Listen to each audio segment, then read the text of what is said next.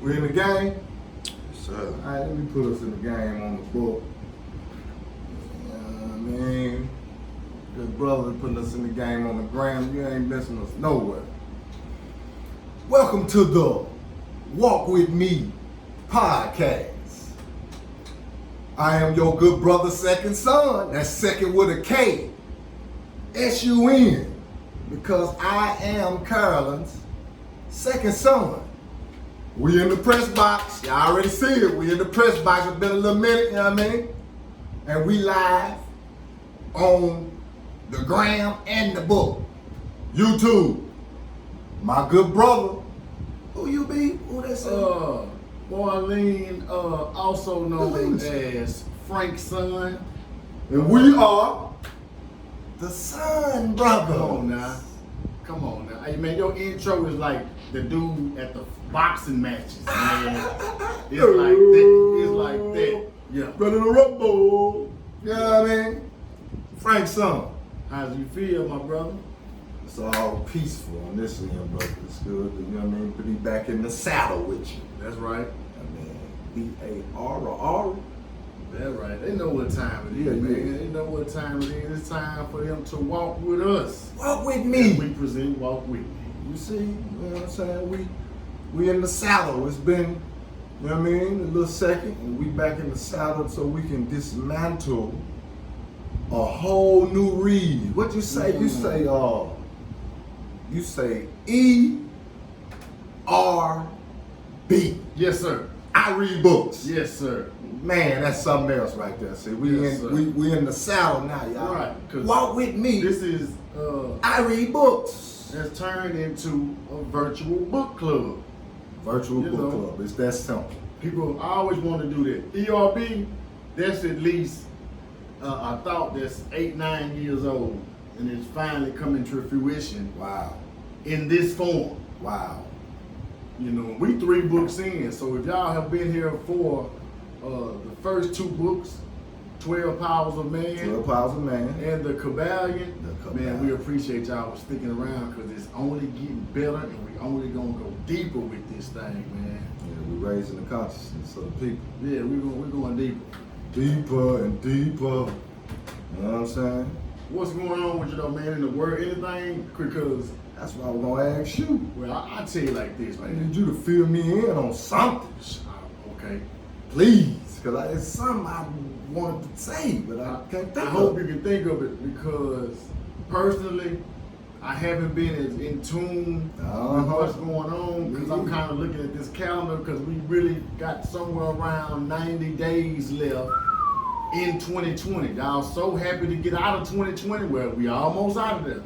We got 90 more days to go damn near. That's a fact. So I just kind of been focused in on taking care of my business, man, and not getting distracted. Yeah. Because I want this last 90 days to count. Oh, I got you. I want this 90 days to count. So you talking about some tunnel vision type action. Yeah, I got you. Yeah. So I'm not going to say I'm oblivious to what's going on, but I'm like you. It's something on the tip of my head, my tongue, like what the hell is happening in the world? Yeah, because there's something going on, man. I want to say something about it. I know it is, and I knew you would be the one to help me with it, but I see that, you know, the universe is fixed to where, you know what I'm saying, we pretty much, we forced to deal with this thing called I read books. But we ain't got nothing to bring up. You know, usually we are, you know what I'm saying, we got something we can get on, we're going to go in on it. You know what I'm saying? We ain't worried about what Trump doing. None of that. You know, none of that. They gonna still try to kill us. You know what I'm saying? We still gotta get our money. You know. None of that. PJ say third eye awakening. Yes, sir. Third eye awakening, PJ. That's where we at with it, brother. You know what I'm saying? We might as well go ahead and just stay tunnel vision on that thing right there. Right. You know what I'm saying? Because, like you said, everybody, you know what I mean, been pretty much trying to rush the situation the way y'all talking. You know what I'm saying? Like, if I had it to do all over again, no, I would rather do this, do something else. I saw all kind of memes going around with like, how would you trade out 2020, would you repeat it or would you have a baby or something? Just a bunch of, you know what I mean? Like, you know. Not knowing, we get into 2021, and a lot of be screaming, "Oh boy, 2020 wasn't that bad now." So we don't know what the preparing you. Yeah, we don't know what's going on, man. Preparing you. That's what you gotta know. And just to add to that, you know what I mean? Me and Chill Will was speaking off camera while you know what I'm saying, wasn't in the shop, and we were just speaking on the fact that we have to, me and Chill Will was saying how we came to the realization, you know what I mean, in our awakening journey, that resistance or obstacles or challenges, they're gonna always present themselves in this life. You see, especially as it relates to humanity and, you know, how we navigate throughout this life that we living down here on the earth planet. You know what I'm saying? We definitely have to come to the realization, man, that, you know, challenges, you know what I mean? Resistance, you see? Obstacles. Inevitable. They coming. But the key, going back to 2020, see what I'm saying? Let's deal with it, because we, like you're saying, this is the fourth quarter. Right. So, you know what I'm saying? We definitely in the fourth quarter now. So, you know, what you gonna do? Barbecue a meal do. You know what I mean? You gonna lay down and, you know what I'm saying, keep whining about it, or you gonna go on and regroup, you know what I mean, so you can regenerate. You see? So when we say that, let's think about what have you done to prepare yourself for 2021 as it relates to resistance is coming, challenges are coming, obstacles are coming. You see, we have to know that what we're dealing with on this platform specifically is the mind and how powerful the mind is. But here's the key. If the mind is controlled by the enemy, how you gonna progress? Chill Will, we were just talking about that too. You see what I'm saying?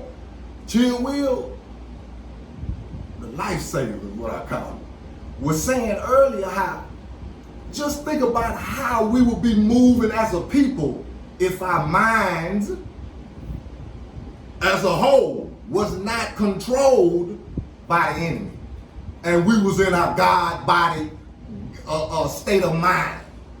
Like, really what would be going on? You see, you'll have definitely more, we're gonna say, generational wealth going on, floating around. Because the gods know who they are, that mean they moving like they know who they are. So that means they making way for the next generation like they know who they are and teaching them, etc. You get it? You see, family? And again, on this platform, this is what we talking about. Walk with me. I read books. You see what I'm saying? Hashtag that. Come on now. It was written. Come on. It was written, man. I read books. You see what I'm saying? Come on.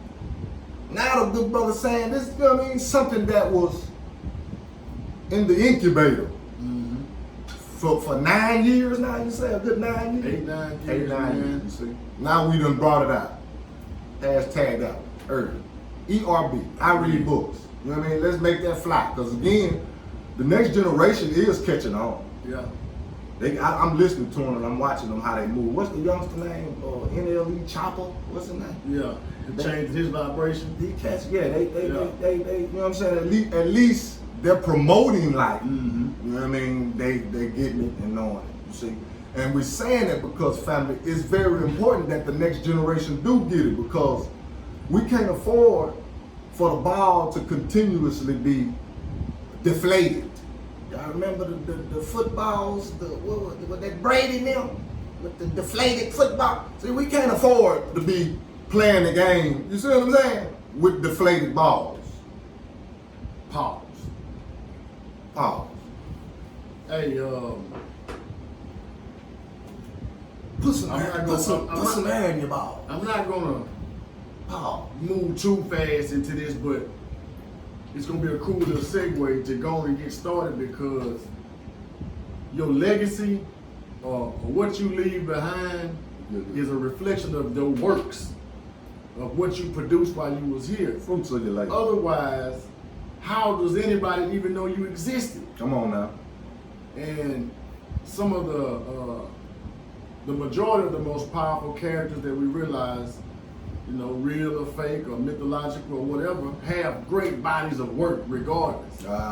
So come on now. Well, the herb or the book of these ideas that actually come into the physical realm, these are the things that the next generation and the generation after that and after that can identify and say, well, this person right here is responsible for this body of work. Or this person right here was the founder of this business. Or this restaurant or this company belongs to my great-grandfather, which is you, a grandmother, on this line of whatever. These are the things that, the type of legacies we need to be leaving, because a lot of us can't even tell anybody who our great-great-great-great-great-grandfather was. We can't even get back that far. Or some of us not even our great-great-great. You know why? One reason why? Because he ain't leave shit. I bet you Sam Walton's great-great-great-great-great-great-great-great-grandkids, the owner of Walmart. Come on. They know who Sam Walton is. They're gonna know who their grandfather or who their ancestor was because of what he built. Come on. So we in the tangible. Process, yes, we in that stage mentally. Yes. And as we are in that stage mentally, and we've been in that stage, now things are manifesting. And you know, they don't say, time is moving faster. So the more you got your mind on something and sticking to it, the faster, man, you can manifest it and bring it into this reality. That's a factor-mendo. And that's going back to what? What we been. 12 Powers of Man, the Kabbalion, you see what I'm saying? If go ahead. If we ain't doing that, what are we doing? Anything else is uncivilized, as they would say.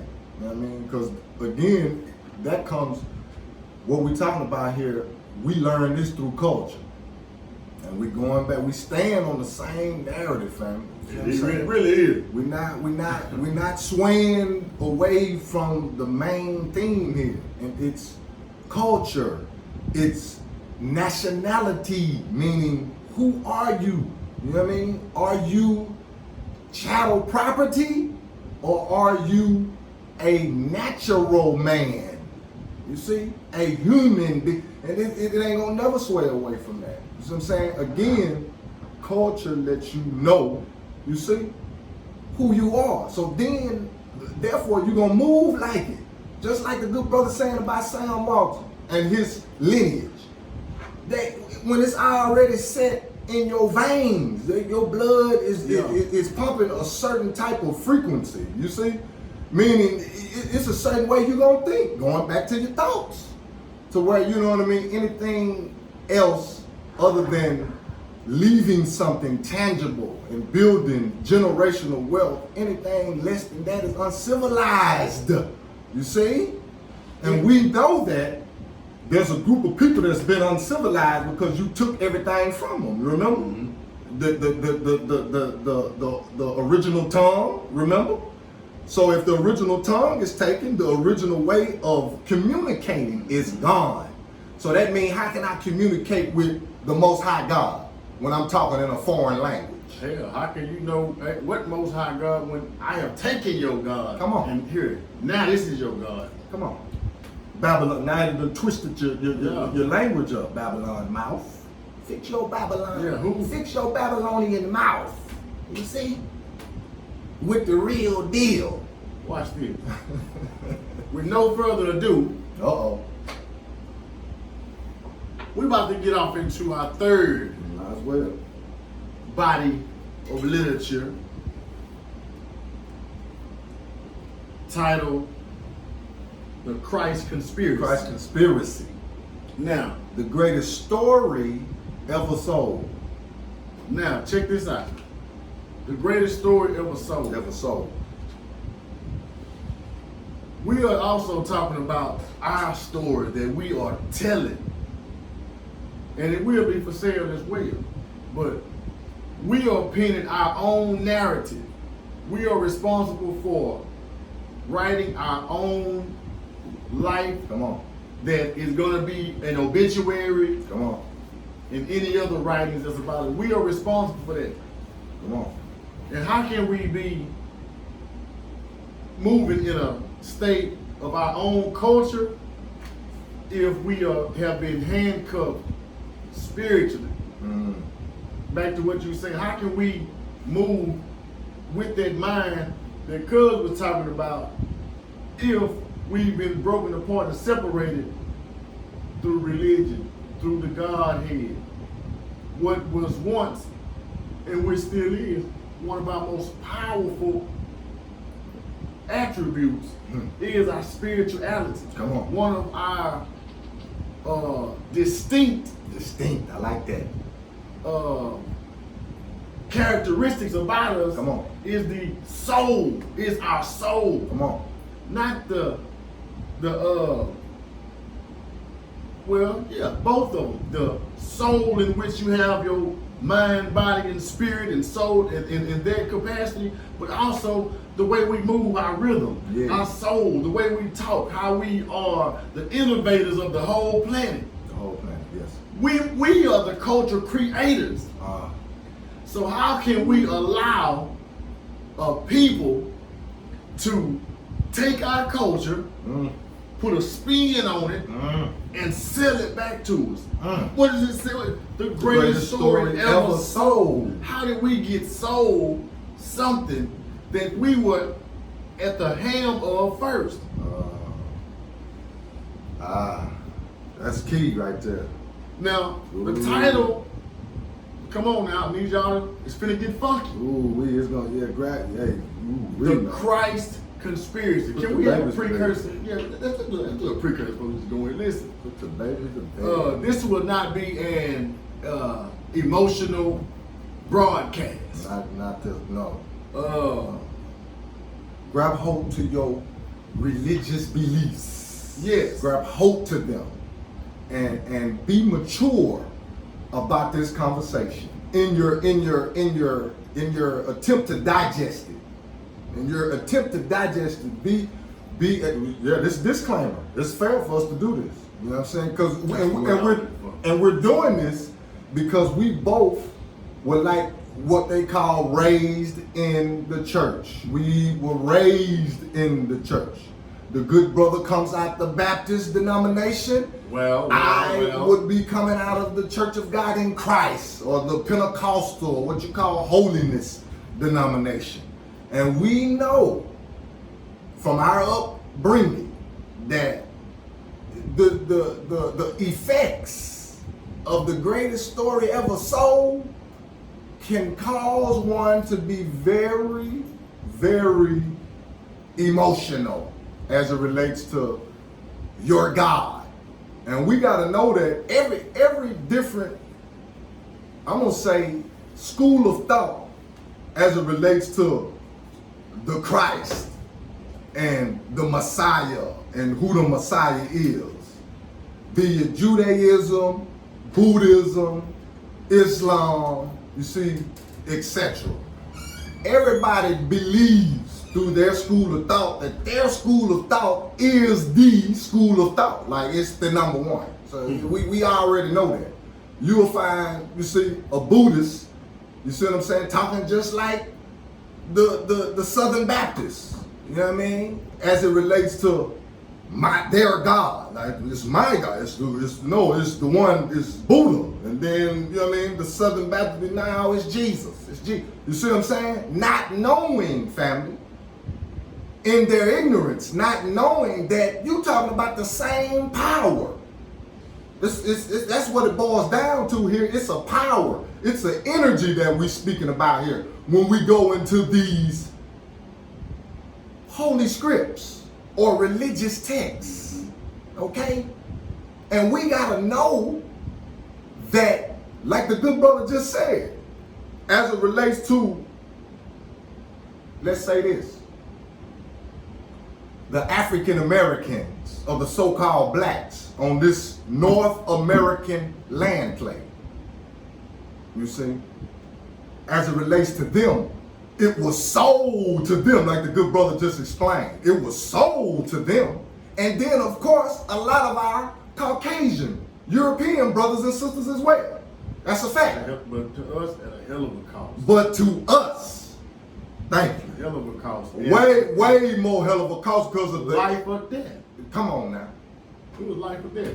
I want to say, come on. Life or death. You better get in there and you made a great point by saying how, I'll state the fact on how this religious doctrine is what raised us. Yes. And the majority of the people that we know. So this offering that we have is actually, we on our second trip around because come on now. Just like I know the brother said he was, you remember your brother boy as a zealous, disrespectful tyrant as it related to how you worshiped when, you know, I was enlightened to other bodies or schools of thought. Yeah. This time around, we're going to be a little more meticulous and a little bit more scholastic about this offering approach. And our approach. Come on now. So that we don't want you bad at us. Yeah, because it's all about love. Yeah. That's the whole purpose of it. We don't want you to cut the program off because we might say something that goes the opposite direction or is of your beliefs. Yeah. Or how they say, or is diametrically opposed to what you are comfortable believing. And we'll say, I add this to this disclaimer. That like we said, we come straight out the church. What we call straight out the church. So therefore, this is, like the good brother saying, the second time around. What do you do the second time around? You get better. We're making it better. Mm-hmm. You see? We're delving into these mystery schools of thought to come out with the keys. Mm-hmm.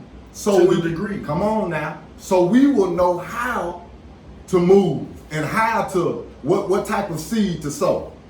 You see, because we've been bamboozled on, you know what I mean, what type of seed to sow. Like really what you doing. You know what I mean? Like when we say your actions, for every action there's a reaction for that law.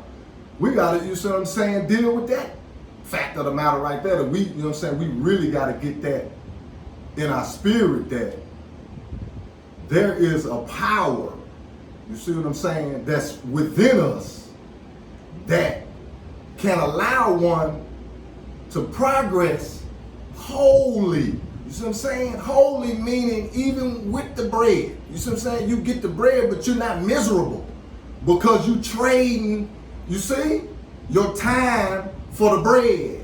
And you really don't want to do it, da da da da da. That's all we're saying. There's an ability for us to dig deep from within to get that power from within that we have been sold a story to get that power up to the organization. We get a power up to pastor, the organization, bishop, etc. Now again, you get your emotions. You got to, you see what I'm saying?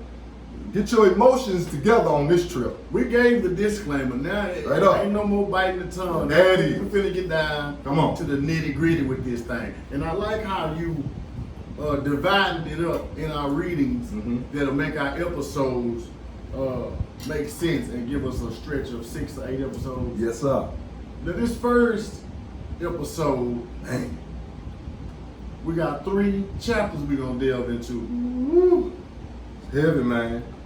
It's heavy. And while we delving into it again, we have to get this in our spirit to begin with before we even get through the lessons. That these biblical characters, you see, are allegorical. These are allegorical characters within any of these holy scripts. But we're specifically talking about the Holy Bible, because that's where we need to be.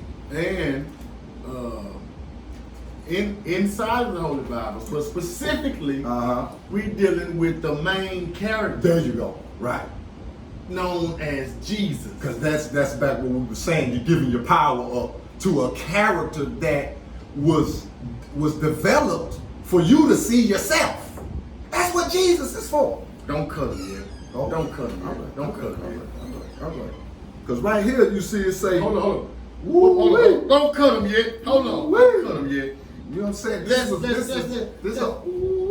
Hey, he got this shit and loaded, man.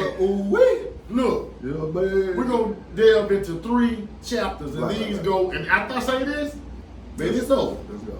The quest for Jesus Christ. That's one. Quest. The holy forgery meal. Forgery, key word. Forgery. And third tonight, biblical sources. Come on. That's key. Hey, the chain is off now. Now we have to know that on this quest for Jesus Christ, we'll find that we've been looking for ourselves. You see? And again, when we say the greatest story ever sold, it's sold for a reason. And we're going to find that out throughout this series. That's a fact. Now, within the introduction of this book, it's telling me that not until 1450 was the first printed book known in Europe, the first printed Bible. Like we talking about the manuscript. 1450 was the first printed book. You see what I'm saying? Now with that alone right there lets you know in the search of Jesus Christ, we got to know that the character Jesus Christ, he came before 1450, didn't he? Wow. So that alone is letting us know there's some trickery in the game. Going back to the 2nd chapter, forgery of the meal. Now, are we saying that to say this? It's imperative that all important matters of religious ideology and doctrine be thoroughly explored and not left up to blind faith. Okay? And that is something that is imperative. And that is something that is also unfortunately promoted inside of the church. Blind faith? Blind faith. Now, I will say this. As it relates to your faith in that power, yeah, you can't really, you may not be able to see it, so it might be considered blind. But the blind faith that they always told us about was, whatever you read inside of these books, don't worry about where it come from. Don't worry about who wrote it. Don't worry about when it was wrote. Just believe it. That's the blind faith that I say is unfortunate. Not the faith that I say, hey man, whatever's gonna happen is gonna be the will of the Most High. So I'm all for it, and I welcome the open arms. Not that one. We're talking about the one where they say, this is what it is in this book. Don't question it. Don't do nothing to it, but believe it. Now, when you say the will of the Most High, do we have, this is a question, do we have as neophytes, as human beings, do we have the power to, I don't want to say manipulate, but do we have the power to convince? Yeah, that's the word I want to use. Do we have the power to convince God's will on our life? Like convince him that, you see what I'm saying? Help me do this because you see that this is really what I'm made of. And I'm showing you that this is what I'm made of. Do we have the ability to, you see what I'm saying?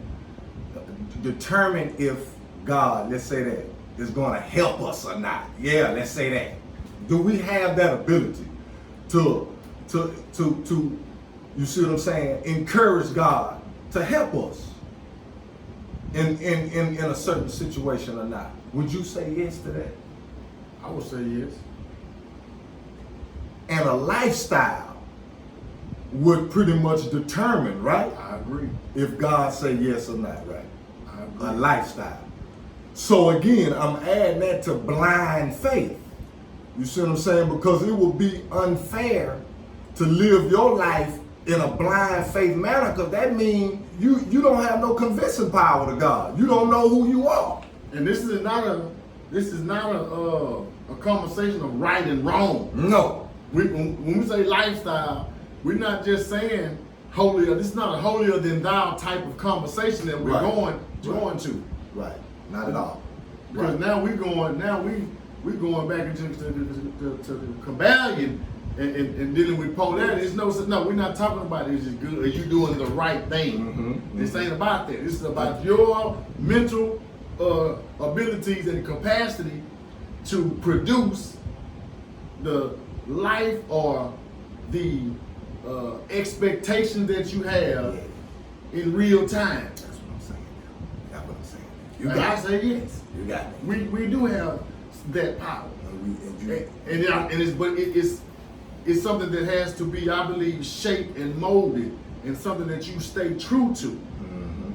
So, with that being said, the character Jesus Christ, wasn't that the thing that was painted to us, that he had this certain convincing power with God? Yeah. You see? So you see, now again, we have to know that allegorical character, we can plug ourselves in there. Right. You see? That's all we're saying there. Right. And not have to live in poverty.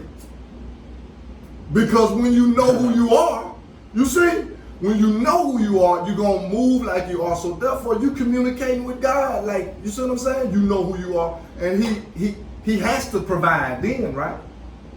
That's all I'm saying. It's something, I don't want to move too far, but since you Me said either, that, man. I want to I ain't say, gonna I tell read you. something in this, when we're going to discuss, it says something about blessed are the poor, or something to that fashion. Okay, yes. And we read that, and we say, Trickery. blessed are the poor. Right. Well, how can the poor be blessed? Now, they blessed because they're not out here robbing. That's why they poor, because they could be robbing, but they blessed in that fashion. But this is in the book, in this actual reading that we're going to do tonight. That's right. I got you. And which too. Read!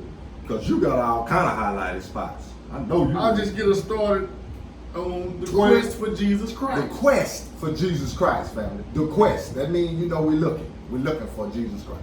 Basic shit right here, y'all. We're going to find it. In exploring the origins of Christianity, our focus naturally is turned to its purported founder and object of worship, Jesus Christ, whose story is told in the New Testament.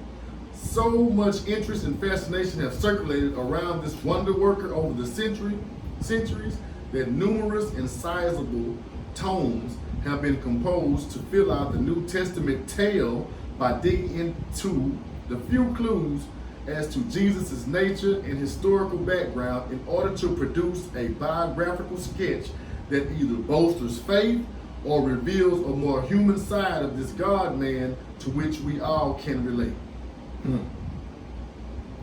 That's just one sentence pretty much, you know what I'm saying? Yeah. An overview of where we at with this thing, man, to begin with. Jesus' nature and historical background, his nature. You know what I mean? Going back to, you got the ability to communicate with God, like petition God on some things. That's the Son of God, ain't it? Jesus. Come on now. You see what I'm saying? And then it tells about, it goes on to say you're able to reveal a more human side of this God, man, to which all can relate. We're about to unwind everything now. You know what I'm saying? It's unraveling as we speak. And we're going to see who Jesus Christ really is. We're about to find out throughout this series, once again. Obviously, considering the time and energy spent on them, the subjects of Christianity and its legendary founder are very important to the Western mind and culture. Remember we just used that word culture?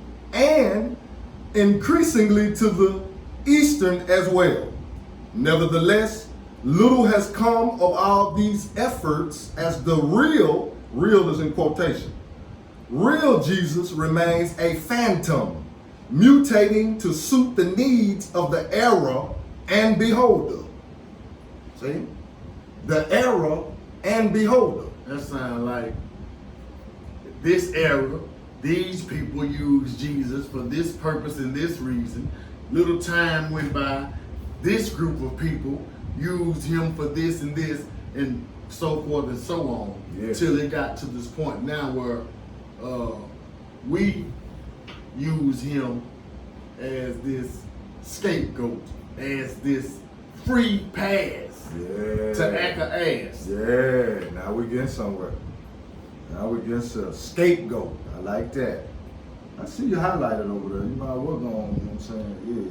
It's I'm gonna just bounce around. So okay. we're gonna be able, I'm gonna bounce around, but I'm gonna go page to page with you. It's wide open for real. But listen, man, it's a lot of different concepts of Jesus. No, let me read this. I'm gonna read this to you. Within the New Age movement, you know, if you go to the bookstore, they probably have a New Age section of books, which we in right now, what they call it. That began with the Renaissance of spiritualism last century. He has become the cosmic Christ and Christ consciousness. He has also of late become a black, a white supremacist, a gay, a woman, a heretic, a Mediterranean peasant, an Orthodox butcher whose name wasn't Jesus, a cynic sage, an Arab, as well as the husband of Mary Magdalene and the father of many children, from whom are descended at least one European royal family. Now, with the popular subject of UFOs and extraterrestrials, Jesus is an alien with extraordinary powers because he is of a superior race, with any number of alien groups laying claim to his parentage. As commander of an enormous spaceship, this alien Jesus is waiting in the wings to rapture true believers off the earth in the nick of time during the coming earth changes. This is real, people. We have, if you can Google everything that I just read, everybody has their own concept for Jesus, right down to what they said, the alien. I can't think of his name, but he's on something called Starship Command. Like, it's something real. Oh man, I'm gonna have to look it up. But you ever heard of that? Dr. Yorkman was talking about that. Gotcha. It's a white figure of Jesus, and these go along with the ones that say that are Pleiadians and these type of characters, man. So this is just stating that even though we have our concept of Jesus that we have been taught inside of these Bibles, inside of the church and all of our religious life, everybody else has created and also has their own concept of Jesus and who Jesus is. Chinese Jesus is gonna look Chinese. Come on. The Korean Jesus is gonna look Korean. Come on. The white Jesus is gonna look white. Yeah. And for the most part, the black Jesus has also looked white. Now, when you saying that, you just read where it said that he has also of late become a white supremacist. Now remember, we said, no, it ain't about what we said. It is a documented fact that the Ku Klux Klan is a legalized Christian organization. Didn't you just point out that picture a couple of shows ago? Yes, sir. With Jesus Saves and the Klan members? And the Klan members inside. Yes, sir. See? And they are serving Jesus. White supremacists. Jesus saves. The Jesus saves. There we have it. Because that's what we're learning here, that, again, we got to know that Jesus, like the good brother just said, is meaning something different for these different cultures. Thanks. And if you don't know your culture, if you are adopting, you see, forcefully adopting at that, a culture from a different nationality of people, how do you really, in logic now, believe that Savior has the power to save you? When you're adopting, again, now if the white supremacists can adopt this Jesus and act on it, because again, we're talking about alien families as well now. Come on now. It's saying, come on, walk with us now. Look up Starship Command. UFOs, extraterrestrials, etc. You see? Anytime it's talking like that, then we already know that it's different. You see what I'm saying? It's a lot of different allegorical characters out there that's representing this energy. You see? But the whole purpose of the quest for Jesus Christ is for you to go, for us to go. You see? And dig deep enough to find our Jesus. You see? And when we say our, we already know what we're talking about. We're talking about the family, man. The so-called black people, the melanoids. You know what I mean? African Americans, etc. You know the ones, the group of people that have so many different names that identify them legally. Not lawfully, but legally. Those people, you know, Negro, colored, black. You see? We have to be, you see what I'm saying, in search of our Jesus.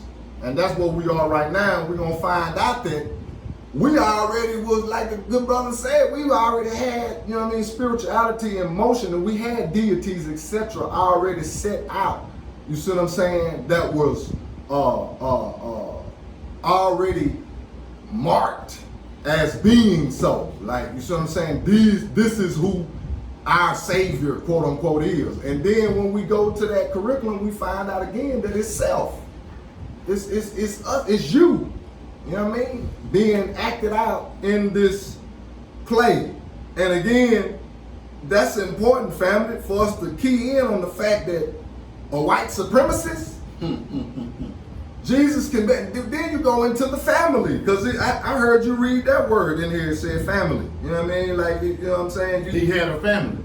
Like if you read it, say Jesus was a magician, a Galilean rabbi, come on, a marginal Jew, there we go, a bastard, a Gnosticizing Jew, there we go, a happily married man and father of sons, a bandit, an enthusiastic, a zealot.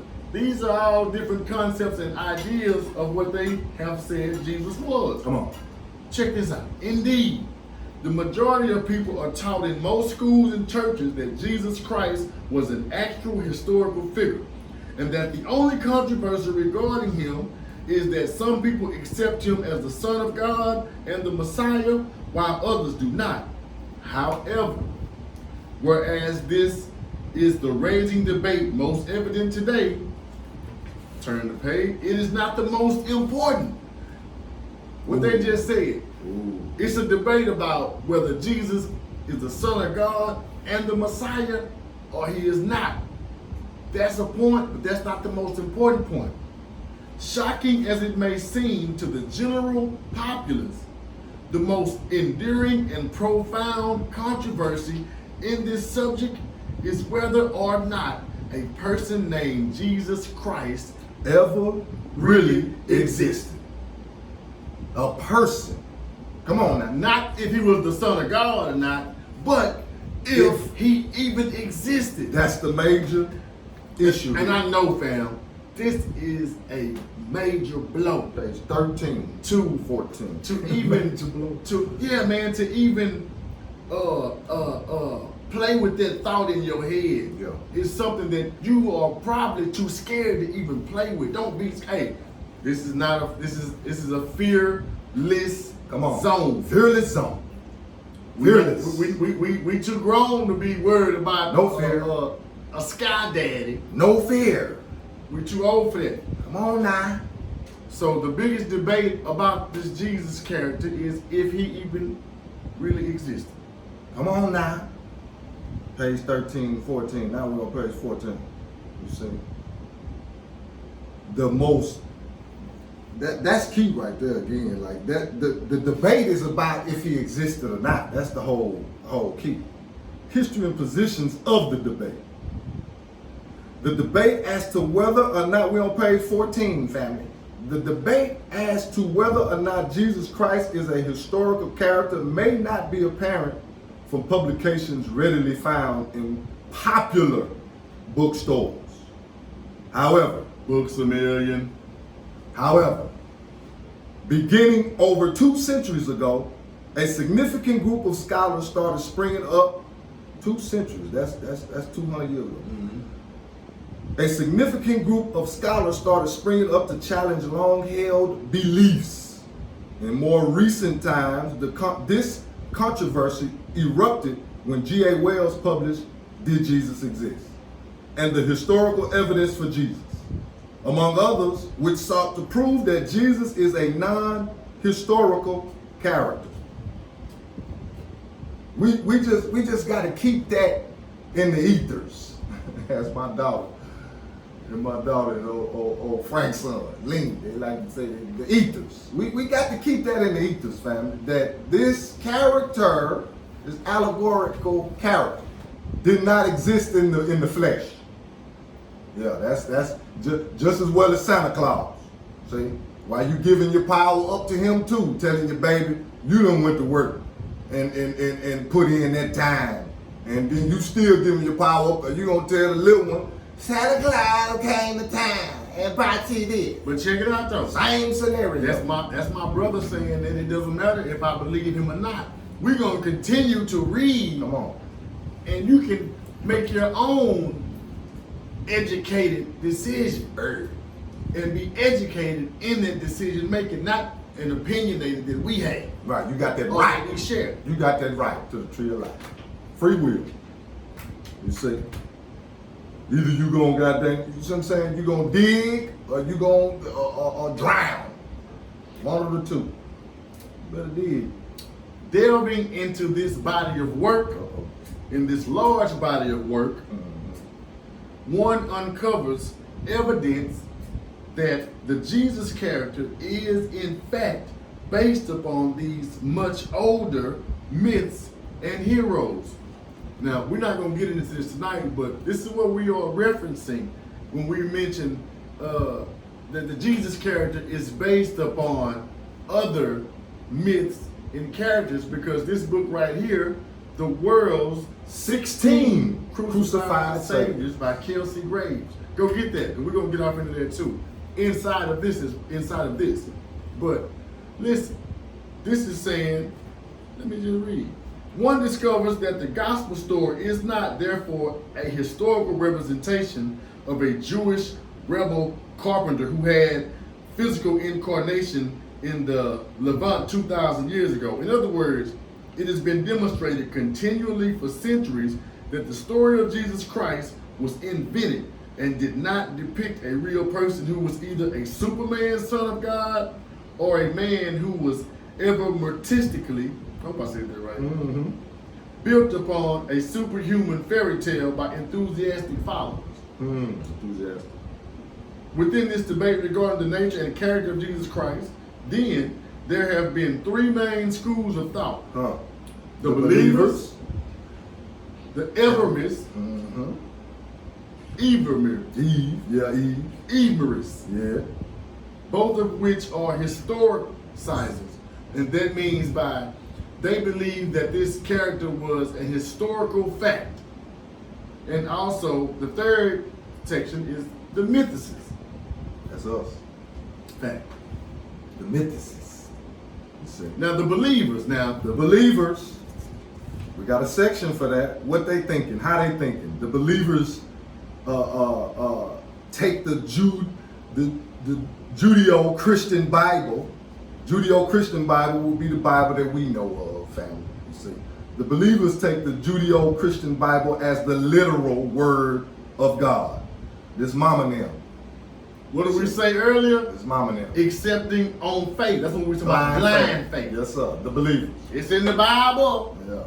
Don't question it. Daddy and them said it's in the Bible. Mama and them, granny, that's what they said. That's just what they said. That's blind faith.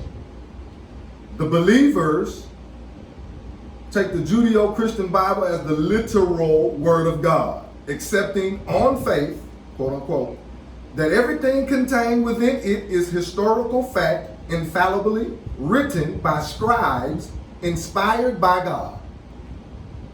Now let's deal with that thing right there now. Because for the word to be inspired by God, and then we read in the beginning of this book that the first written script as it relates to the Holy Bible was produced in 1450. So if it was produced in 1450, who are the people that God inspired? And why did he inspire them so late? Why did it take that long? Because Jesus born way before 1450, correct, family? I know we know that now. That as it relates to the narrative, Jesus, the Christ, he was born before 1450. So with that alone, you see what I'm saying? Written by scribes, inspired by God. Scribes, we already know, is something like, you know, the preacher man, the minister, you see what I'm saying? The conductor of the revival, the bishop, etc., whatever, that would be considered the scribes, inspired by God. As we shall see, this position is absolutely untenable and requires blind and unscientific. See, we scientists by nature. By nature, that's what we're supposed to be. Come on now. Unscientific devotion, since even if we discount the countless mistakes committed over the centuries by scribes copying the text, the so-called infallible Word of God is riddled with inconsistencies, contradictions, errors, and yarns that stretch the credulity to the point of non-existence. That means, okay, let's read it. In order to accept, because I underlined that part. In order to accept the alleged factuality of the Christian tale, i.e., that a male God came down from the heavens as his own son through the womb of a Jewish virgin, worked astonishing miracles, was killed, resurrected, and ascended to heaven, we are not only to suspend critical thinking and integrity, but we must be prepared to tolerate a rather repulsive and generally false portrayal of the ancient world and peoples. In particular, we must be willing to believe fervently that the gentle Jesus, quote unquote, who was allegedly the all-powerful God, was mercilessly scourged, tortured, and murdered by Romans and Jews, the latter of whom, the Jews, possess the ignominy and stigma of being considered for eternity as vipers, serpents, spawn of Satan, and Christ killers, guilty of deicide, who gleefully shouted, "Crucify him, and let his blood be upon us and our children." Now that right there alone is letting us know, you see that it's that to sum all that up what we just read is saying that it's ridiculous for a grown human being to grab a hold to this narrative literally and live on it literally. That's basically what all that just said. Yeah. It said you have to be blind and have unscientific devotion to believe all of these miracles, and also that somebody who we have known to be all powerful to suspend all of his power and go out like a lamb. And watch this, because I see you got this highlighted. Yes, and go out like a lamb, because this is the part what you're talking about going out like a lamb. In addition to this hideous notion, we are also expected to believe that the omnipotent and perfect God could only fix the world, which he created badly in the first place, by the act of blood atonement, specifically with his own blood. Yet we know that such blood atonement is rooted in the ancient custom of sacrificing humans and animals, serving basically as a barbaric scapegoat, there you go, ritual. Indeed, the sacrifice of God seems far worse than that of either animals or humans. Yet this deicide is supposed to be one of the highest religious concepts. In fact, it is God's plan. As Kersey Graves in the world's 16 crucified saviors, there it is. He go in and say that, and hereafter when they laugh at the Jewish superstition of scapegoat, let them bear in mind that the more sensible and intelligent people may laugh in turn at their superstitious doctrine of a scapegoat. The blood of God must atone for the sins of the whole human family, as rams, goats, bullocks, and other animals had atoned for the sins of families and nations under older systems. Somebody must pay the penalty in blood. See, y'all hear this? Keep talking about blood. That blood that somebody had to pay the penalty in is our ancestors when we talking about this 400-year span of chattel slavery. Because you remember, my ancestors got Jesus beat into them. Remember? So when we keep hearing this blood and this sacrifice, you see, this sacrificial ritual about receiving, you see, this concept, let's say that, of who Jesus is. Blood had to be shed.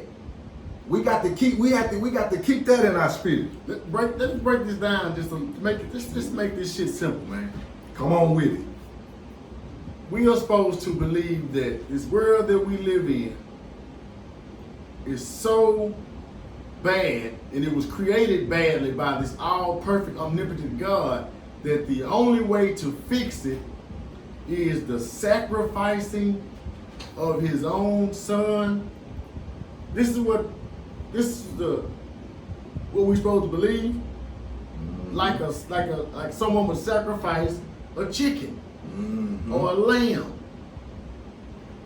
Come on, man. Chill Will just slipped in here on Psalms 22:1, where Jesus is crying out with a loud voice to his Father, my God, why hast thou forsaken me? This is the only saying which appears in more than one gospel. This saying is taken by some as an abandonment of the Son by the Father. What I get out of that is what we were just saying. You see? Because during this 400-year span of chattel slavery, I know for a fact that my ancestors, you see, that was getting this concept beaten into them, was wondering, what happened to my God? Because see, now my language has been split up, you know what I mean? And now I don't even really know how to call on it to come rescue me. Come on now. In embracing Christianity as reality, we are also required to assume that in order to get his important message across, God came to earth in a remote area of the ancient world and spoke the increasingly obscure language of Aramaic, as opposed to the more universally spoken Greek or Latin. We must also be prepared to believe that there is now an invisible man of a particular ethnicity omnipresently floating about in the sky. In addition, we are asked to ridicule and dismiss as fiction the nearly identical legends and tales of many other cultures, while happily receiving the Christian fable as fact. We are asked, they're saying God came to this certain place and talked a certain language that wasn't even popular among those people, to a certain people with a certain ethnicity, and expect us to believe that as fact, when this story has been told for time immemorial by different cultures, the same premise of story, and we told that is fable. But when it's told this time inside of this Christian doctrine, right. that it's the truth. Right. Same concept we've been hearing these for centuries. Right. Shit, thousands of years, And, not centuries. And throughout our culture, we already knew as a people that this was allegory. That's what you're saying. But then we fast forward into this era of the Christianity being perverted and forced down our throat, perverted, and then we believing it to be real, like literal now. That's what you're saying. If even it would almost seem that as a people we've heard these concepts Yes. before. Yes. That wasn't new, Yes. but these characters were new. Like, wait a minute, Gotcha. who are these characters? Who are the Gotcha. Jesus, John, and Joseph, and Gotcha. Mary, and Gotcha. Pilate, Pontius, and who are these people that we don't even never heard of these? Gotcha. We recognize the ritual going on, Gotcha. but the characters are brand new. And they look like you. They don't look like us. So you're telling me that these characters that don't resemble me in no form or fashion are now my savior? Man. Yeah, see that, cause now you're making me think, when we talk about imagery, we're going into these two different classrooms. We fast forward until, you know what I mean, around the 1776 era, you feel me, where and then on up until, well, you know, after the corporation is created and we start this independent school district, you know, chamber going, it's coinciding with church, Sunday school. So like when you talk about the imagery, I'm getting it in the Sunday school classroom, I'm not seeing my face. Then when I go to my independent school district, my public school, George Washington. Come on now. All these bums. That's all we saying. Like, it's easy for that child to start to give his or her power to that pale face. You see? Because that's all you seeing in both of these institutions. And that's when we get to talking about the greatest story ever sold. And on that note, when they say we have unscientific devotion, and when they say we suspend critical thinking, let's bring it up to a real time now in 2020, how we suspend our critical thinking. We are all aware at this point that this religion of Christianity was pushed upon us, forced upon us during a time of enslavement. This religious doctrine was pushed upon us during enslavement. Yes, sir. Dr. Mendo. That was by force. By force. Now that we have broken those physical shackles, Okay. how can we allow our minds to still be shackled to accept a God, a religion that we know without a shadow of a doubt that was given to us by our enemy? How can we still hold on to that 400 years later? What sense does that make? You can't, I mean, if I was the oppressor, I would be like, these niggas is crazy. Man. These niggas ain't figured this shit out yet. They free now. You can serve whatever you want to serve, yet they choose to serve the old slave master's God and his system of worship. And has been, That's crazy. And not only how we fell asleep on that, you know what I mean, the whole Christianity, this form of it being shoved down, you know what I mean, and forced down our throat. Not only that part, but we're far removed from, like you're saying, the physical slavery now to where we have to deal with the results. And it's been proven to be non-effective. We're old enough and mature enough now to where we can go ahead and assess that thing and say, man, yeah, we're not, as a people, we're not developing and maturing and growing, you see what I'm saying, spiritually through that institution. So even with that, I mean, we just got too much hard evidence to lay out, family. You see what I'm saying? To force us, or at least to get us to that critical thinking stage of, hold on, man. You know what I mean? Let's regroup. You know what I'm saying? And delve into these Christ conspiracy type lessons. And go ahead and, you know what I'm saying, save ourselves. Right. Because that's really, you know, the whole theme here. That's what, like, for anybody that's wondering what, you know what I mean, what the whole theme of this is, walk with me, I read books, is to free yourself. You know what I mean? Check it out. Yourself. Thus we have an admission that Jesus brought nothing new, but an insistence, nevertheless, that Jesus deserved merit because he novelly combined his unoriginal concepts. In reality, this type of eclecticism also was not new, but quite common long before the Christ character arose. In The Historical Jesus and Mythical Christ, a book that I've had for over 10 years, by Gerald Massey, says of the scholar's efforts, it is pitiful to track the poor faithful gleaners who picked up every fallen fragment or scattered waif and stray of the mythos, and to watch how they treasured every trait and tint of the ideal Christ to make up the personal portrait of their own supposed real one. Check this out, fam. Have you ever heard of something called persona non grata? Persona non grata. This is, by definition, I'm going to define it. Now, Gerald Massey is an Egyptian scholar. He's a master of Egyptian scholarship.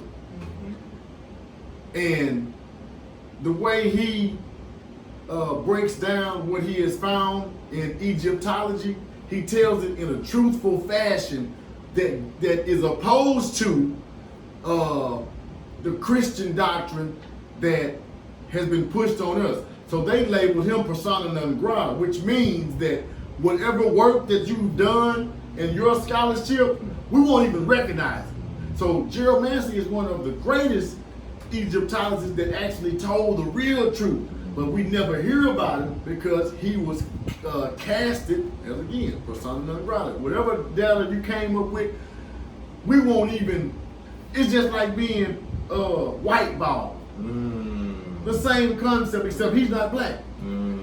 What you've done something. Let's use basketball. Craig Hodges.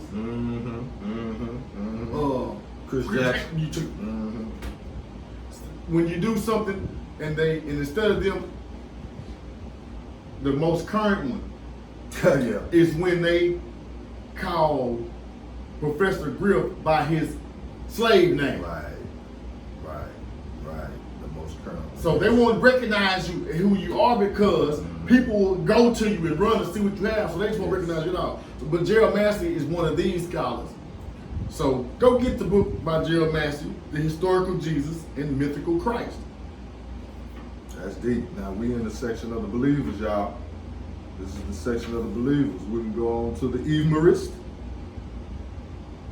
You see? And they tried to historicalize Jesus. That's the basis. Yeah, they tried to, bring these miracles and works into an actual, real human being. Again, I'm bouncing around, maybe a little bit forward behind you, but we still Nah, that's them. on the same wave. That's it, because I want to knock them out. You know what I'm saying? That basically, so that means they cousins to the believers. Facts. Then we got the Mythicists. Let me before we get any further, because it's on the same note. It's another book, Ancient History of the God Jesus by Edward Dujardin. Get that. Remarks of what you just said, Evarism. Evarism. Yeah. This doctrine is nowadays discredited, except in the case of Jesus.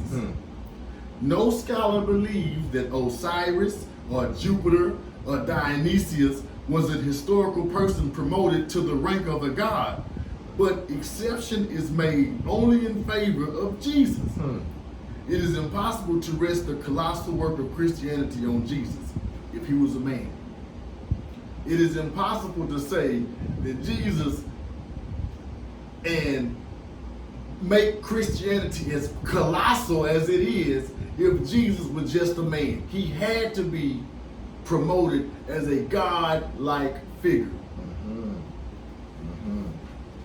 If we were to take away all of the miraculous events surrounding the story of Jesus to reveal a human, we would certainly find no one who could have garnered huge crowds around him because of his preaching. And the fact is that this crowd-drawing preacher finds his place in history only in the New Testament, completely overlooked by dozens of historians of his day. Dozens. Listen, people. First of all, what we're gonna get to that. An era considered one of the best documented in history. Bro. That era was one that was the best documented in history. But you have so many scholars, they saying, that overlooked this character to where they didn't just dedicate no specific, you see what I'm saying, literature for him. Such an invisible character then could never have become a god worshipped by millions. In fact, the standard Christian response to the humorist has been that no such Jesus, stripped of his miracles and other supernatural attributes, could ever have been adored as a god or even been saluted as the Messiah of Israel. You got that? What it say next? This response is quite accurate.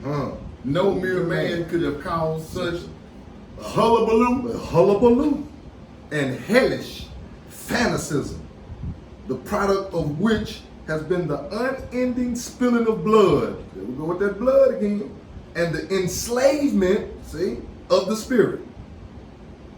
Literally and physically. Literally. Christianity was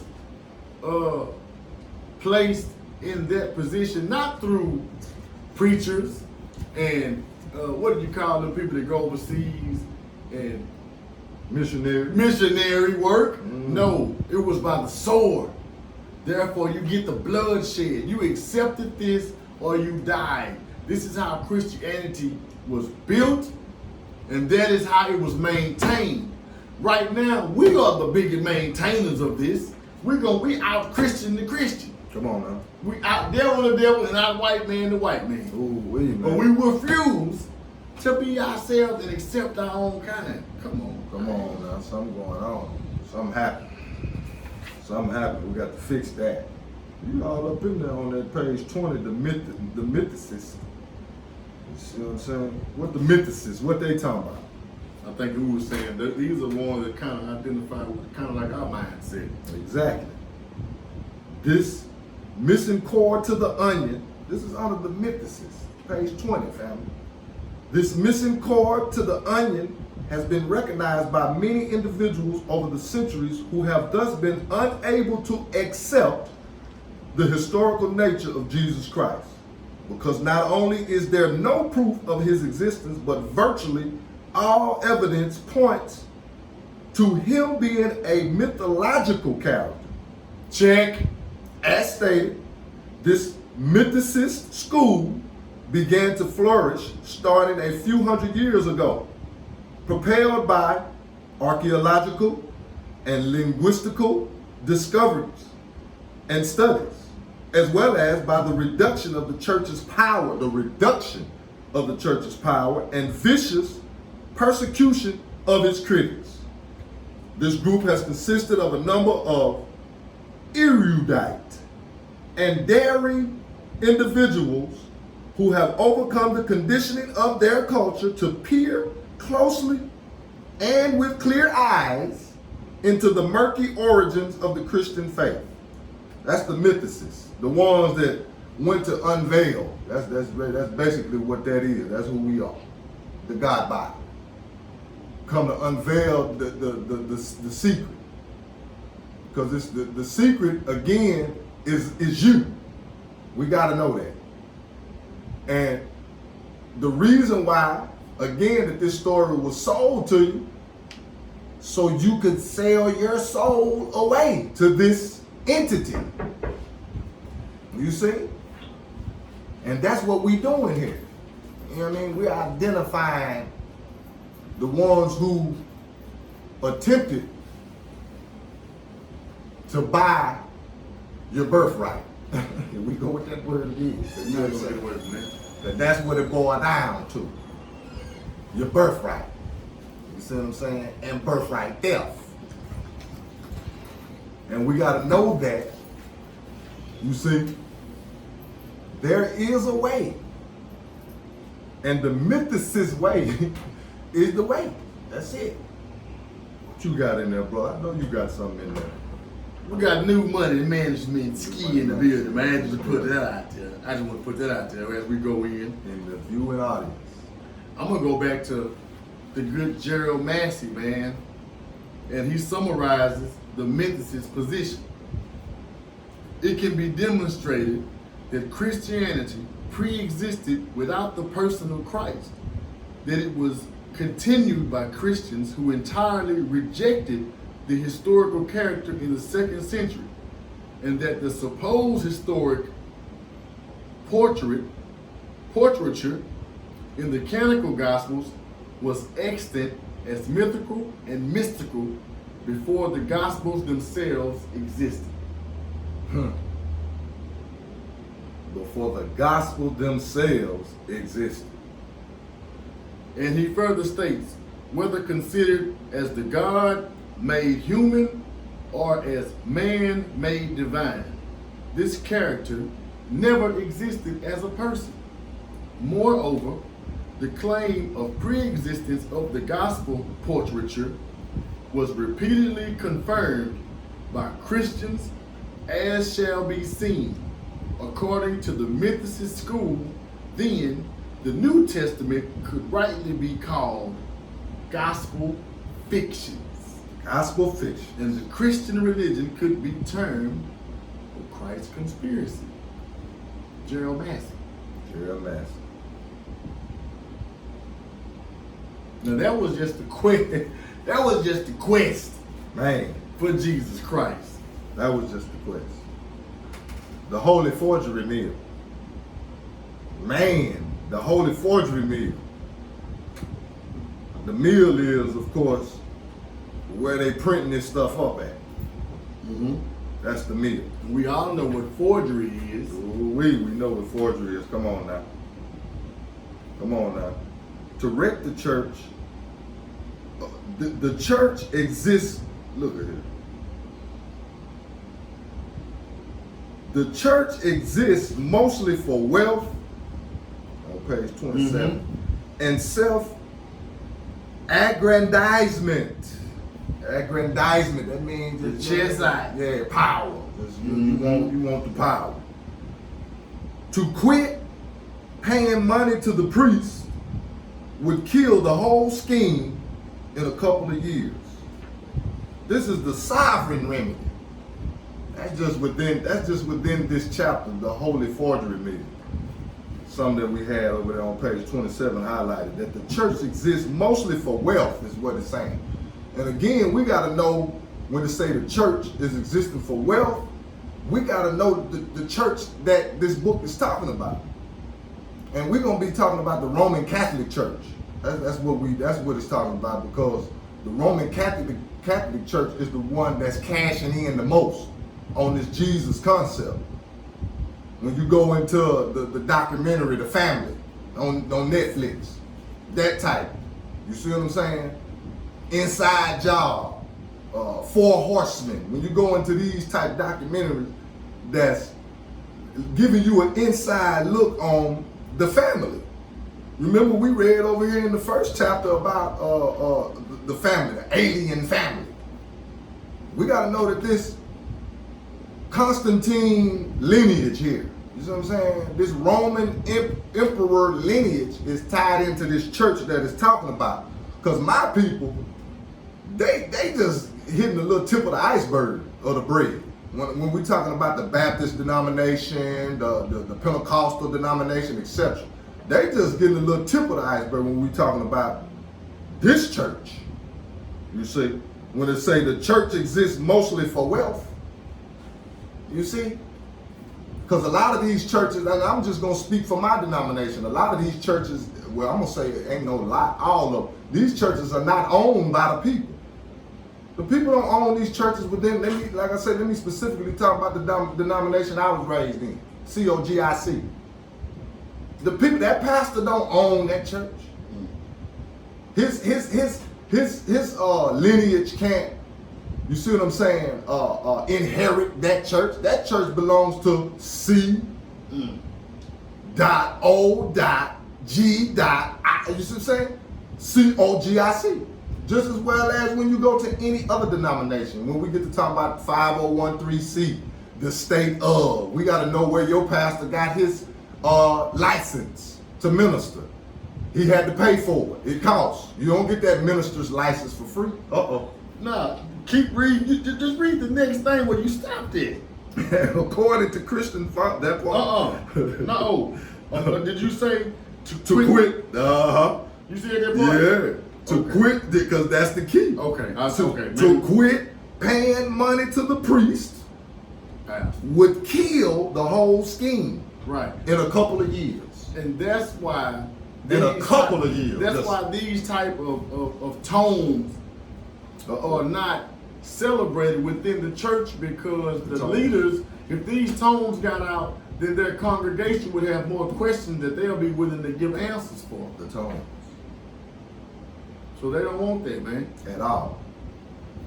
And that's the key here, family. Listen, since we're talking about forgery, the holy forgery meal. While the masses are led to believe that the Christian religion was founded by an historical wonder worker and his devoted eyewitnesses who accurately wrote down the events of his life and ministry in marvelous books that became God's word, the reality is that none of the gospel was written by its purported author, and indeed no mention of any New Testament text can be found in writings prior to the beginning of the 2nd century Common Era. What did I just say? I just said that the niggas that act like they wrote them Mark, Luke, Acts, John, them books, them niggas didn't even write that shit. Those are not the true authors of those books that we read, man. Can't be. Logically, you know what I mean, when we think about it. In the book, your church doesn't want you to read. That's the name of the book. The book your church doesn't want you to read, John Reemsberg elucidates. The four Gospels were unknown to the early Christian fathers. Justin Martyr, the most eminent of the early fathers, wrote about the middle of the 2nd century. His writings in proof of the divinity of Christ demanded the use of these Gospels, had they existed in his time. He makes more than 3,000 quotations from the books of the Old Testament and nearly 100 from the apocryphal books of the New Testament, but none from the four Gospels. Reverend Giles says the very names of the evangelists, Mark, Matthew, Luke, and John, are never mentioned by him. Not to mention, we're in the Middle East. Niggas named John in the Middle East, or Mark, or Matthew. Come on now. Stop playing, man. 300 quotations, not 3,000. Stop playing. Stop playing. Yeah, and we, again, you see what I'm saying? The very names of these evangelists, Matthew, Mark, Luke, and John, like I said, are never mentioned by him. Do not occur once in all his writings. You see, and again, that's important again, because like you're saying, the location, those names wouldn't even be used in that location. Because that language, Mark, that's English. Matthew, that's English. You know what I mean? And that part of the country, or that part of the globe, if you will, is not speaking English. That goes right back to what you were saying, though. If these books was put together if this book was actually put together in this fast in the 1400s, then they can come up with those names. Right. But not in Yeah. Or not in 100. Not in 100 at Or all. 150. Oh, no, matter of fact, let me go to some of this 150 talk. Right, 150 AD. 150 AD, Wellis. Where? On page 25. What page Oh, let you me see. on? I done started. Oh, my bad. I done started rolling. I see. Okay, yeah. I see on page 25 regarding the canonical Gospels. Wellis states on page 25, the Gospels are all priestly forgeries over a century after their pretended dates, as said by the great critic Solomon Reinach, with the exception of Papias, who speaks of a narrative by Mark and a collection of sayings of Jesus. No Christian writer of the first half of the 2nd century, i.e. up to 150 AD, quotes the Gospels or their reputed authors. What does that That's mean? important. Yeah, because you know what I'm saying? That sounds You like should you be- saying Tell me. that from zero From 0, yeah, to 150. 150 after the death of Jesus, Yeah. nobody ever wrote nothing about these gospels. That's what that's saying. That's what that's saying. Okay. Which that's not, it's just not adding up. That's like this. That's like what's this? It's 2020. 2020, baby. That's like in 2170. People are writing about second son Yeah. that never laid. Exactly. He been gone 150 years, Right. and now they come along Right. writing stories about you. Mm-hmm. Exactly. That's it in a nutshell. That's what you call supreme mathematics not adding up. You see what I'm saying? 2 + 2 ain't 4 in that lick right there. Like y'all, you know what I mean? You missed something. You know what I'm saying? You forgot to you forgot to carry your one or something. You know what I'm saying? Right. Something happened. You subtraction. You borrowed from the wrong place or something. Something just didn't go right with the way this story is presented, and as it relates to, like we're saying, a historical piece. It can't be. Right. Historically, no, it can't be, because it's out of order. Timeline does not add up. It's simple. That's all we're saying. And as believers, we never did any research on the timeline of the writers or any of the characters inside of the narrative. We never did any homework. None, because you remember it was blind faith. Yes, sir. That was a cycle throughout these 400 years of chattel slavery. Yes, sir. Because you're talking about people again that I think we was talking about at the last session we had, where, you know what I mean, you was talking about your mother and them. You know what I mean? No, you was talking about your grandmother and how we were saying how, you know what I mean, they got into the, you know what I mean? They had to be a slave. And during that time, it wasn't a lot of communicating. That's all we're saying. Mm-hmm. If you ain't communicating and talking, then you see what I'm saying? You can't. It's brain muscles that's going dormant. So therefore, it's easy to recycle some blind faith, because you've been, see what I'm saying, set in a corner for all your working life, and you've just been working that machine, and you ain't never been able to, you see what I'm saying, stroke your brain muscle to where you're gonna ask questions. Or exercise your brain muscle, if you will, to where you're gonna ask questions. That's gonna come through communicating and reading. And that's something that the slave, you know, or the prisoners of war could not do. So that's why, again, we saying, yeah, it's easy for that vibration to go on throughout generations then. But now we talking about 2020, family. What is your excuse? You see, there's no excuse at this point as it relates to man know thyself. And then it really ain't no excuse. Uh-oh. We sitting there reading the shit to you. Oh. You can, all you have to do is listen and go fact check. Golly. And if you don't want to believe that, that's on you. Ah. And that's fine with me. Absolutely, yes. Because we're going into the percentile of, you know, the 85, the 10%, the 5% exception. So That's fine. Because again, you know, we already discussed that you know, it ain't everybody ain't gonna get it. And that's just how this works. You know what I mean? Because it ain't for everybody to get. That's just really how that works. You know what I mean? Free will. That's what it boils down to.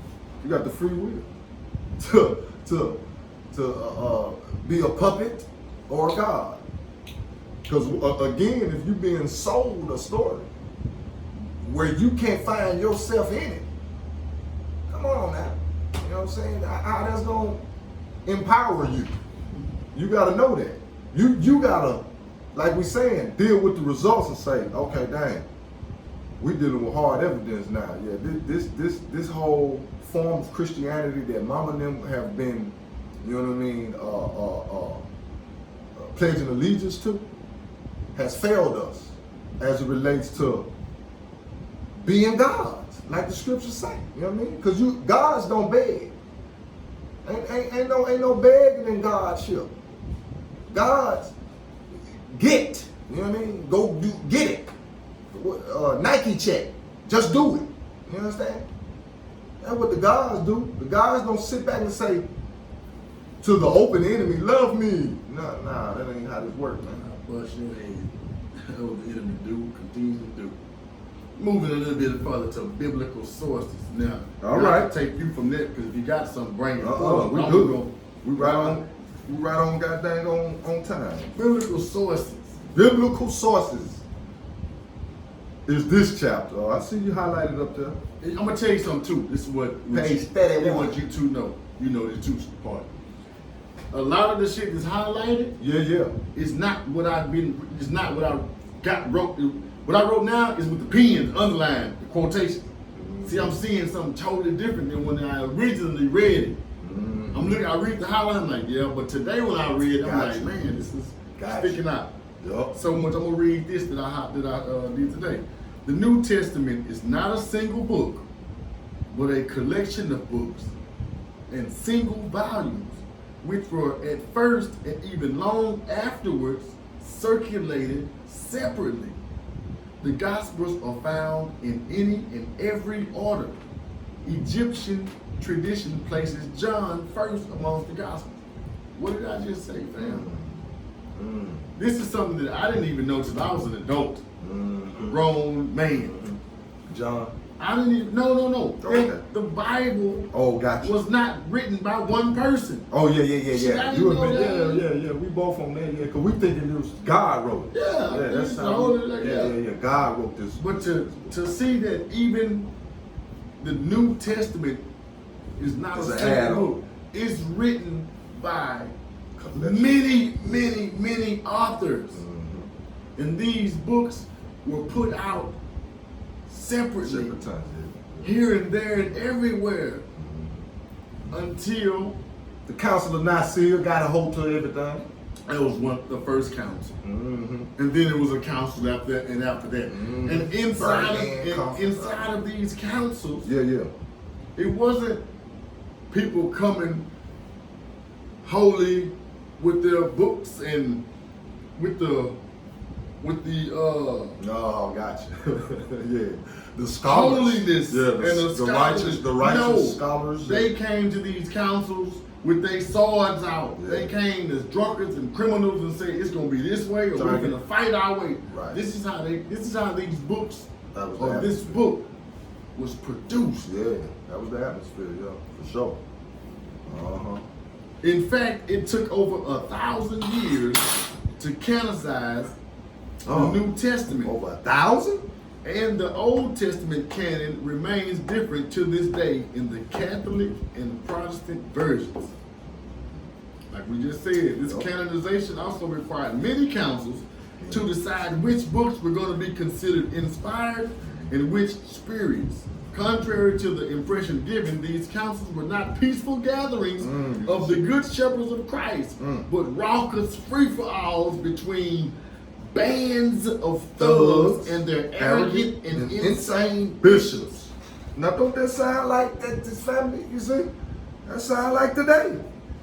Band of thugs and their arrogant and insane bishops. Whoever got the, like right now, whoever got the guns, the most powerful weapons, the nuclear weapons, they win. Back then, whoever was the biggest thugs and could fight the hardest and kill the hardest, they got to say so. That's it. That's it. And we talking about a school of thought or a religion, let's say that has been accepted by a spiritual people. That's contradictory. Because this is a spiritual people that has accepted this foreign religion. And as we can see, was formulated in evil, in aggressiveness. You see?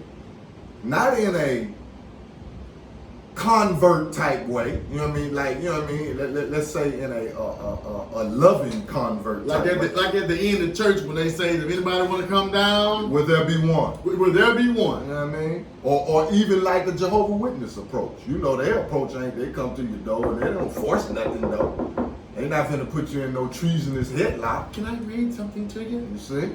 Looking at it. You don't get away from my door. You already know it. My mama would eat them up. She would gotta take off. Come on in here. Yeah, ready. Right. But this is what we dealing with here. Biblical sources now, family. You see? To where we are separating and we're separating the Old Testament, New Testament, and these different books as we go into the biblical sources, because we gotta know that this one book had to be put together from a collective of others. Yes. Yeah, this one book was not, you see what I'm saying, the end all be all. It was formulated to be accepted as that, as it relates to this North American land play here in the wilderness of North America. I like how they break this down. I think it's into 3 years. It's the first one is the epistle. Mm-hmm. And what I was reading about this, and it was showing that the first author really was Paul. Right. And the Pauline, or what they call it, the Pauline epistles. Yes, sir. And this is interesting. The various Pauline epistles contained in the New Testament form an important part of Christianity. Page 32, fam. Yet these earliest of Christian texts never discuss an historical background of Jesus. Even though Paul purportedly lived during and after Jesus' advent and surely would have known about his master's miraculous life, instead, these letters deal with the spiritual construct found in various religions, sects, cults, and mystery schools for hundreds of thousands of years prior to the Christian era. Paul also never quotes from Jesus' purported sermons and speeches, parables, and prayers, nor does he mention Jesus' supernatural birth or any of his alleged wonders or miracles. Paul. This is the question that I highlighted right here. This is what got me. Is it conceivable that a preacher of Jesus could go throughout the world to convert people to the teachings of Jesus, as Paul did, without ever quoting a single one of his sayings? Had Paul known that Jesus had preached a sermon or formulated a prayer or said many inspired things about the here and the hereafter, he could not have helped quoting now and then the words of his master. If Christianity could have been established without a knowledge of the teachings of Jesus, why then did Jesus come to teach, and why were his teachings perceived by divine inspiration? This is like saying this right here. Second son.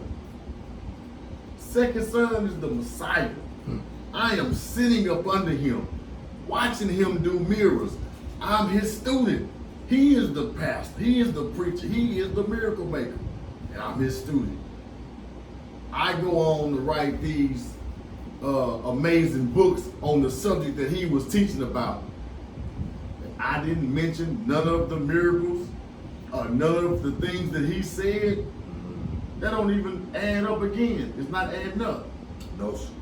How can I sit up under this man and watch him do all this miraculous shit But and I'm a religious scholar and writer as well. Right. But I'm just Paul. I'm not the Christ. I'm not gonna write none of the things that the Christ did. Right? I'm not gonna report. It's not adding up. It's not adding up. And again, like you said, Paul, yeah, he played a major role in this thing. You know what I mean? The whole allegorical thing with his writings. It said, there is not a single saying of Jesus in the Gospels which is quoted by Paul in his many epistles is unassailable and certainly fatal to the historicity of the gospel of Jesus. That's as it's saying that if Paul, who is an author in the New Testament, if he never even quotes Jesus, then how could the historical fact be true about Jesus? That's what they're saying. Right. This is not my Critical opinion. thinking. This is not my opinion. Not at all. Not at all. Critical thinking. You see what I'm saying? Yeah, you got it lit up over there. Critical thinking. The epistles. So it appears that Paul, even though he speaks of the gospel, had never heard of the canonical gospels or even an orally transmitted life of Christ. The few historical, quote unquote, references to an actual life of Jesus cited in the epistles are demonstrably interpolations and forgeries, as are the epistles themselves. Not have been written by the Pharisee, Roman, quote unquote, Paul at all. So and that's a whole nother part of the puzzle right there. Because now we're saying that even Paul, that's going back to these names, you know what I mean? May have not even been the author That's what that's saying. of the writings of Paul. Boy, this shit here, man, we ain't making this up. Ephesians, etc. You know what I'm saying? Come on. Where Paul was. Acts. Exactly. Yup. Them made them big. You know what I'm saying? Well, you know, let them. They all major. It is clear It is clear. that the epistles do not demonstrate a historical Jesus and are not as early as they are pretended to be, written or edited by a number of hands over several decades during the 2nd century, such that the historical Jesus apparently was not even known at that late point. As is also evidence, these texts were further mutilated over the centuries. That's all we're saying, man. That's all we're saying, man. That's all we're saying, family. Yeah, we digging this early too, you know. It's just the first 3 chapters. It's going to get even more interesting as we get into the defining, you know what I mean, Jesus Christ in totality. You see? Because within this chapter, you got the Gospels. You got quite a bit, you know, the Gospels. We all know the Gospels. Yeah. What is it? Matthew, Mark, Luke, John. And John. You know what I'm saying? And we know inside of these are so many inconsistencies and contradictions.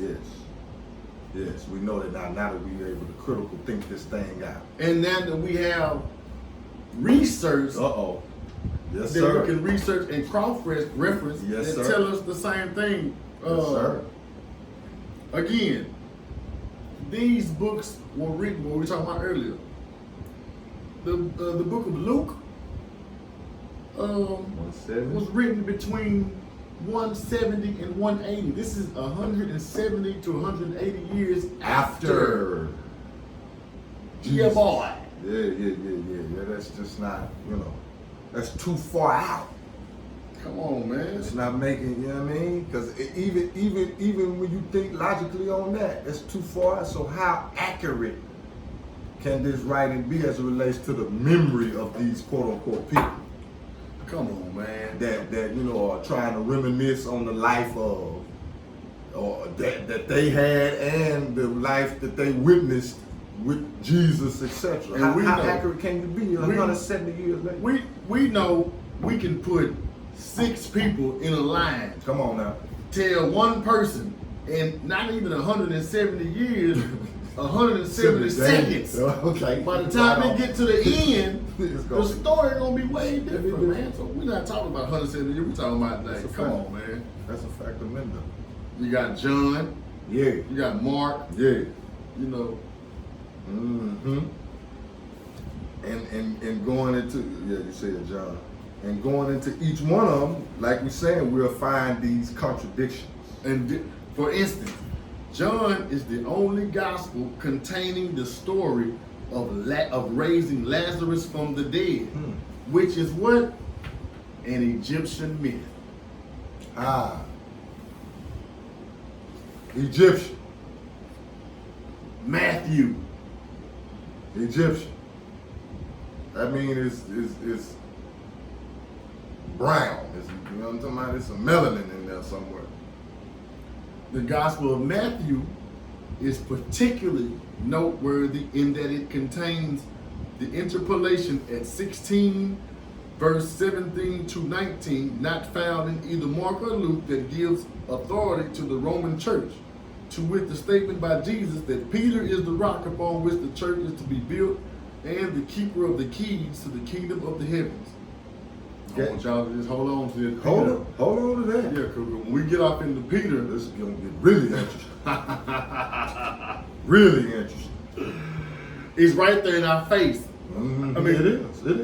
The language. Yeah, the cock crowing and all that. Boy, it's right there in our face. That's key. That's important right there too, to know that authority was given to the Roman church. Ain't that who killed Jesus? Ain't that who killed him? See what I'm saying? It's just, you know what I mean? We talking logically here. It's a lot of contradictions. You can look this up for yourself. Please do. I got one more for you. The narrative? The birthday. Oh. This is inside of the narrative. Mm-hmm. Yes, sir. Another contradiction.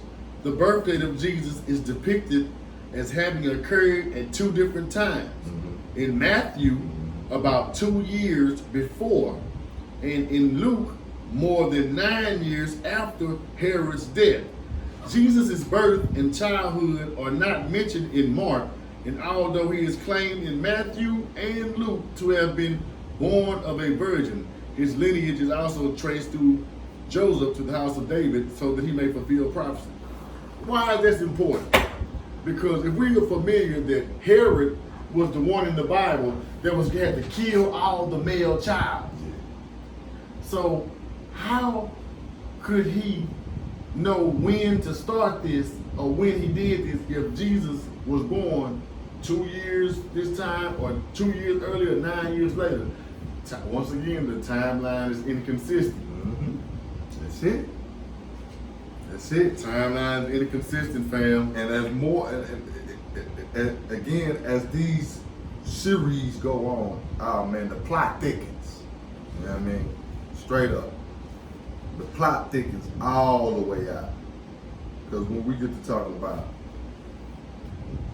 again, the inconsistencies, but then we'll be able to go like he did, like the good brother talking about Peter, you know what I'm saying? We'll be able to go in here and define these characters for who they really are. Mm-hmm. And when we start doing that, see, that's when we start getting in tune with the power. Going back to the 12 powers of man, etc. Because that's what the whole theme is about. Can I get one more reading before we close Come out, on brother? now, read. Come on now. By the 3rd century AD, there were no fewer than 25 versions of Jesus' death and resurrection. Some have him not being put to death at all. Some have him revived back to life, and some have Jesus living on to an old age and dying in Egypt. I'm going to skip down some. Furthermore, in the Gospels, Jesus himself makes many illogical contradictions concerning some of his most important teachings. First, he states that he is sent only to the lost sheep of Israel and forbids his disciples to preach to the Gentiles. Then he is made to say, "Go ye therefore and teach all nations." Wow. Next, Jesus claims that the end of the world is imminent and warns his disciples to be prepared at a moment's notice. He also tells them to build a church from which to preach his message, an act that would not be necessary if the end was near. This doomsday prophecy, in fact, did not happen, nor has Jesus returned soon as was promised. Even if he had been real, his value as a prophet would have been very little, as his most important prophecies have not occurred, thus proving that he was no more prophetic or divine than the average newspaper astrologer or palm reader.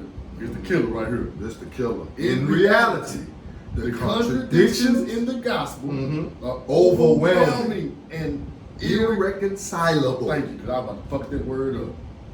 By the rational mind. The rational one. In fact, the gospel was not designed to be rational. As the true meaning of the word gospel is what? God's spell.